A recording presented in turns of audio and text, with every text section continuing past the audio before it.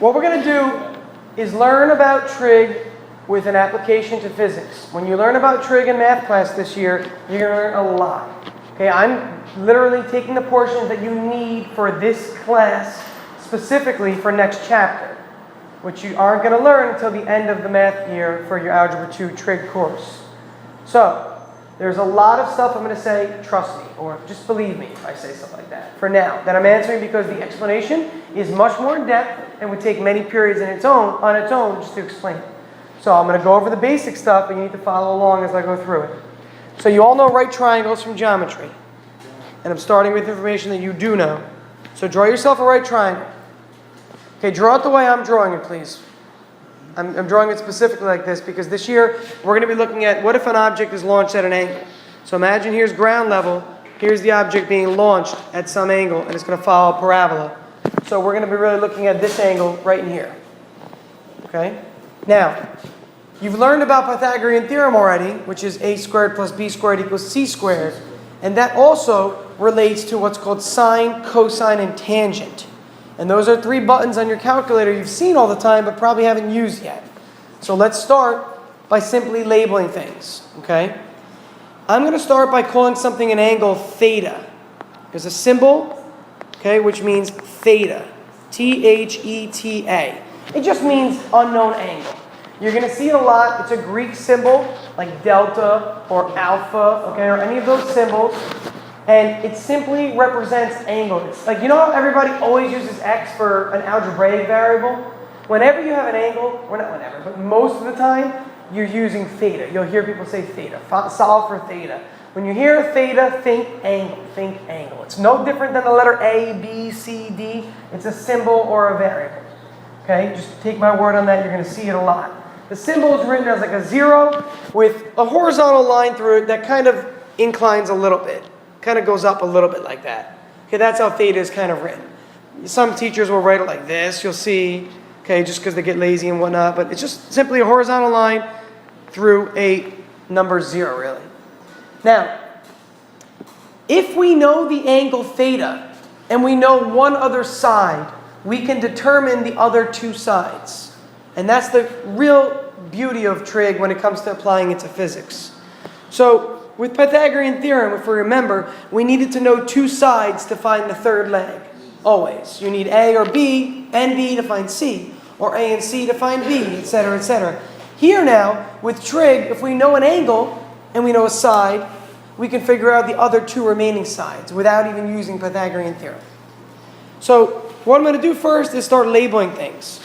What is this side of a triangle always called? Hypotenuse. Everybody, yeah.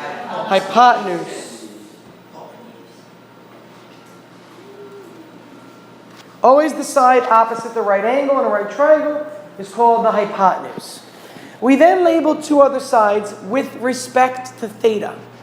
We call those sides opposite or adjacent. Which side is opposite theta in this problem? The vertical side or the horizontal side? The vertical side is opposite theta. So we call this opposite. It's always, these words are always with respect to theta. Hypotenuse is always the same, obviously. Okay?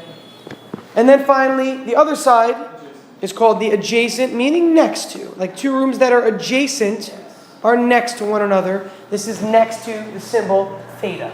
And it's not the hypotenuse, though, right? So if I suddenly move theta to the upper angle, opposite and adjacent would just switch.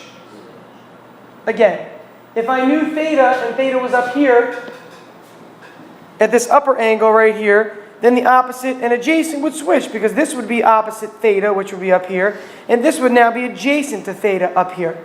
So it's always with respect to the angle that you know. Now, let's do an example of this and how we actually go about this. There's an acronym that is very useful to memorize that you will need to memorize anyway this year in math. So you may as well. And it's SOHCAHTOA. Very good. Okay, SOHCAHTOA. Think of it in 3 parts, please. I'm underlining for you. Think of it in 3 parts. Okay? I've, in the past, told a stupid story about like a person that stubs his toe and soaking his toe, and it helps you memorize it. For the sake of time today, I'm going to let it go. Maybe if we have time next class, I will. Okay? But for now, take a look at this acronym. An acronym represents other words. SOH represents, the sine of an angle is always equal to what's called the opposite over the hypotenuse. And its acronym is what's spelling this out for me as I go through this. The second one, CAH, what do you think might stand for? Cosine of theta is adjacent over hypotenuse. And the last part, tangent of theta, if we look at the acronym and just follow the acronym along and use context clues, TOA, what's O and what's A? Tan equals opposite over adjacent. Good. The tangent of theta equals the opposite leg over the adjacent leg. And these are trigonometric ratios. They're just lengths. So if I knew the angle and I knew one of these sides, I could figure out the other side by solving the equation. But you're gonna need a calculator to do this. Jake, you had a question. What is that third letter after CO? That is an S for cosine. It's the abbreviation. Sorry, I could write out the word. So this is sine, S-I-N-E, really, the word. It's abbreviated S-I-N, like sin. Then cosine is abbreviated C-O-S. And then tangent is abbreviated T-A-N. I'm using the 3-letter root because on your calculator, if you take a quick look, you'll see S-I-N, C-O-S, and T-A-N all next to each other on the calculator. That's how they show up on there. So we're going to use that abbreviation, which you'll use in math anyway. But again, sine, cosine, and tangent. So again, this is just like any other equation. If I know 2 of the variables, I can find the third. So if I had a random triangle, any random triangle, and I knew the angle, I could plug it in, and I knew the opposite, I could plug it in, and then I could solve for the adjacent. All right? So let's go to an example to do this. Now, before we get to that example, change your calculator mode. Open your calculator up. If you don't have yours today, you should kick yourself in the butt later because you forgot it, but you should also do this later. Please bring them. Hit mode. And you're going to see that right now I have degree highlighted. You all should also. So go down to radian. If it's highlighted, go over to degree and hit enter. So the degree is highlighted and then just quit out. You're going to learn in math about something called radians this year, which is another unit of measurement. You know how we have inches and centimeters? Yes. There's degrees and there's radians. That was very enthusiastic. Yes, Ed. Awesome.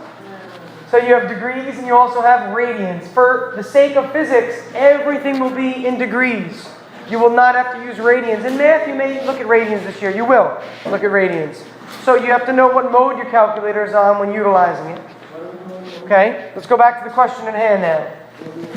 All right, so we're back to the iPad now. Let's look at an example. All right, here's the example. Let's say we know the angle theta in this problem is 35 degrees, and we also know that the hypotenuse is 20 meters. All right, so we're looking at a structure, and we have to figure out the legs of that structure, knowing the angle of inclination, knowing that it's a right triangle, so let's draw in our right angle there.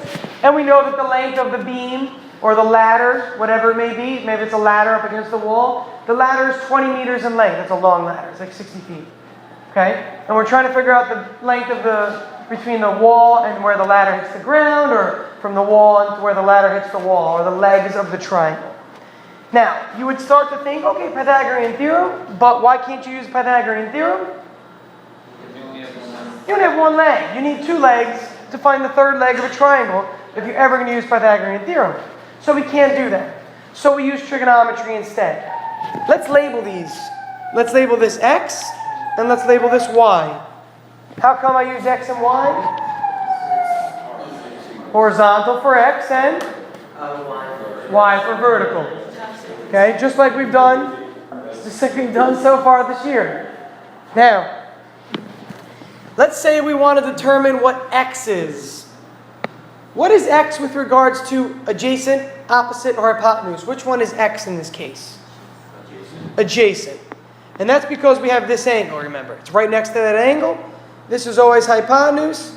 And y is opposite the angle, so that's the opposite side. Now, let's say I want to find out what x is. X is adjacent. All right, so I've got the a part of it. I've got the hypotenuse, because it's 20, so I know that. So when I have adjacent and hypotenuse, which of these three functions includes adjacent and hypotenuse? The cos, or the cosine. Very good. All right, so we're looking at that middle one there. So we've got the cosine of 35 is equal to... Now, we write it the same way we would write it in the previous slide.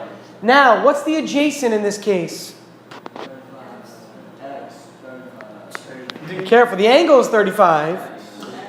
The side length is the adjacent here, which is x.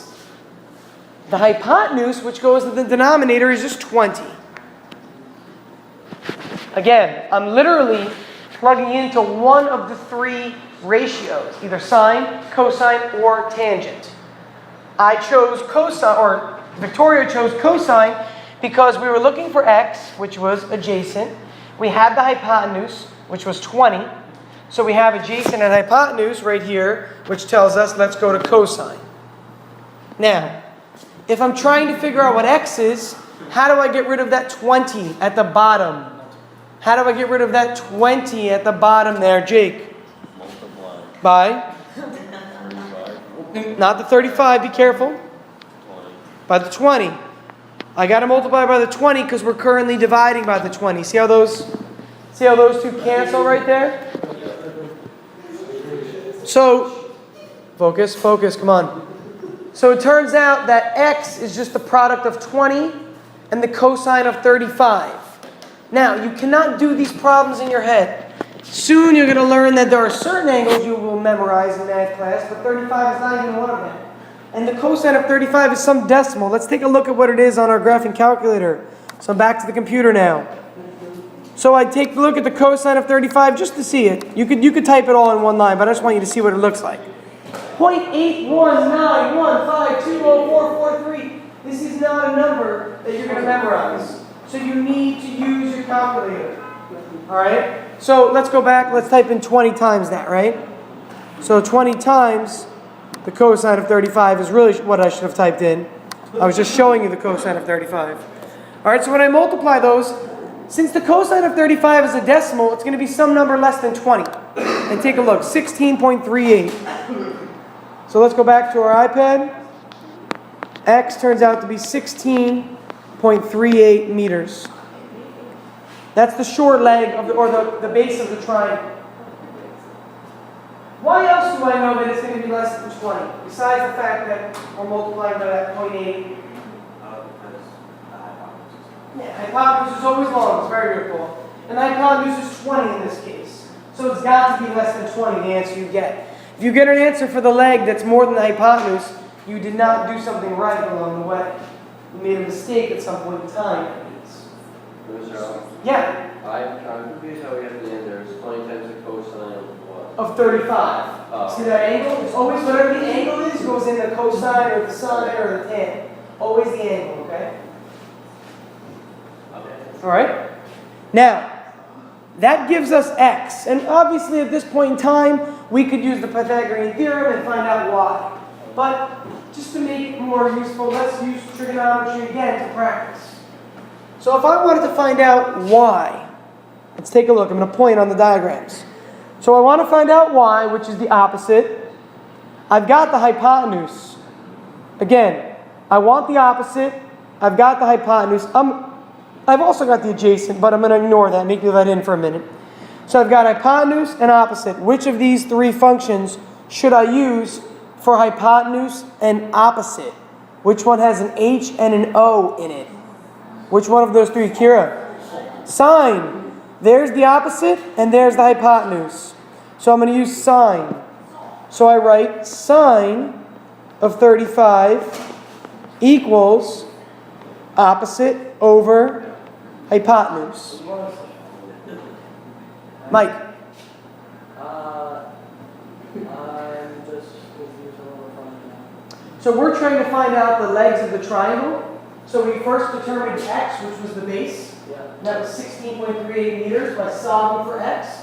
Now we want to find out what the height is, the y value. Oh, yeah. So to find out the height, we say that the sine of this angle equals opposite over hypotenuse, which is y over 20. Yeah. And then we rearrange to solve for y. Okay, so we're determining the legs of a triangle right now without Pythagorean theorem. So multiply by 20. Yeah, so the same approach, very good. Let's multiply by 20 again. Kira. Do you have to use this sine y if you already found x? Or are we just not using Pythagoras? We're just not using the Pythagorean theorem. You're going to see why we'll use the Pythagorean theorem in class, but I'm showing you both ways just so you have a little, versatility.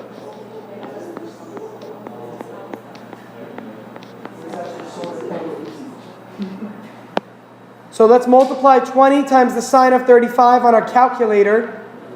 Okay, and notice what I'm going to do. Please, don't retype the whole line. Just press second, entry, go over to cosine, let it flash on cosine, and hit sine. Makes it a lot easier, doesn't it? Okay, and then you get 11.47.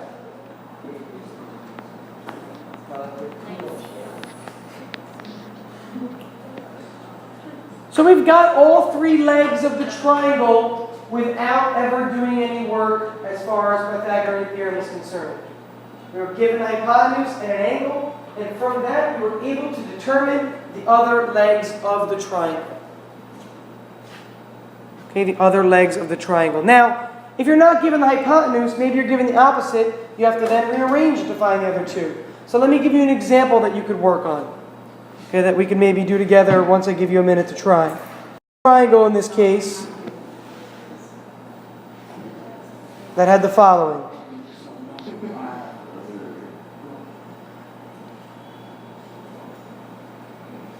All right? Say that's the triangle now. Do me a favor, please call this x, and please call the hypotenuse either h or r. You're going to call it r a lot in physics, so I'm just using that now. Okay, y is 8 still, right? So that 8 up top is still y. So if I want to determine the value of x and r in this problem, I have to look at my trigonometric ratios. I have to look at SOHCAHTOA. SOHCAHTOA.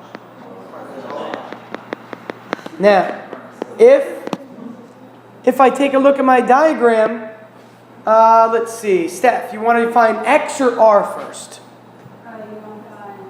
It's optional, so whichever. X? All right. So if we want to find x first, which is x? Is x adjacent, opposite, or hypotenuse? Adjacent. X is adjacent. And we know the opposite. Again, if we're finding x, x is adjacent, and we know opposite. Josh, what do we got? Which one? 10. Josh has a 10. Very good, Josh. All right, so we've got 10 of 48 is equal to opposite over adjacent. Just pause at that point in time and look up, make sure you have the same thing I have. The tangent of 48 equals opposite over adjacent. Opposite is 8, adjacent is x. Now be careful when solving this. Think of the formula that we started the year off with to be analogous when solving. Remember how you would solve this for t? What would you do to solve this for t? What did I tell you guys to do? Switch the v and the t, right? So what should you do in this equation now? Yeah, switch this whole thing with this whole thing. Flip-flop. The whole thing. The whole thing.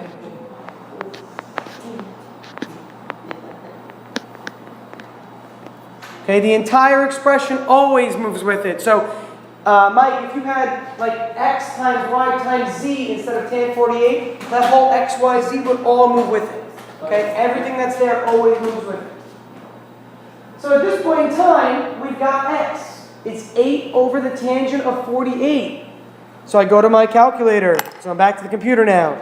8 divided by tan 48, close parentheses, enter.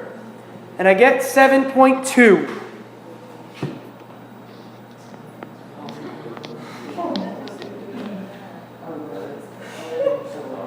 All right, 7.2 is my horizontal length of the triangle. By the way, correct me, this should be a right triangle. Let's put a right angle in there.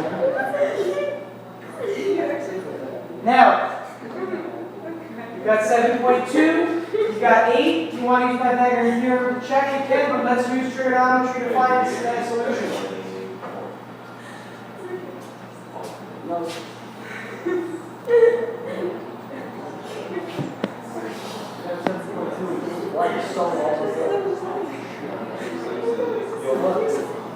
Use these two, please, on your own. Try and figure out R.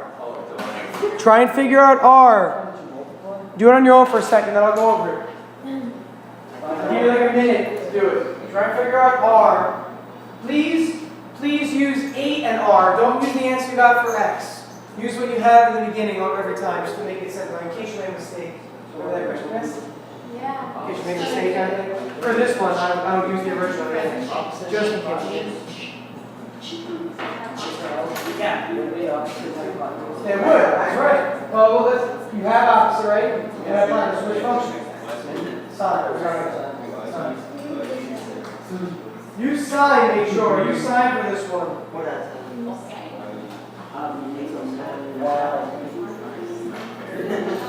Remember, you have 8, which is opposite. You're looking for R, which is hypotenuse. So opposite and hypotenuse is SOH. Okay? Please, you got it?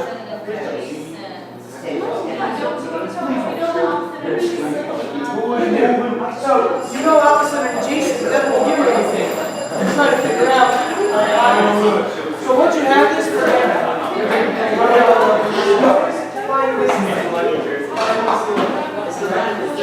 Hey, we'll pick up with this not tomorrow, but the next day. You're off tomorrow. Okay, so we have one more class to trig we gotta get through still.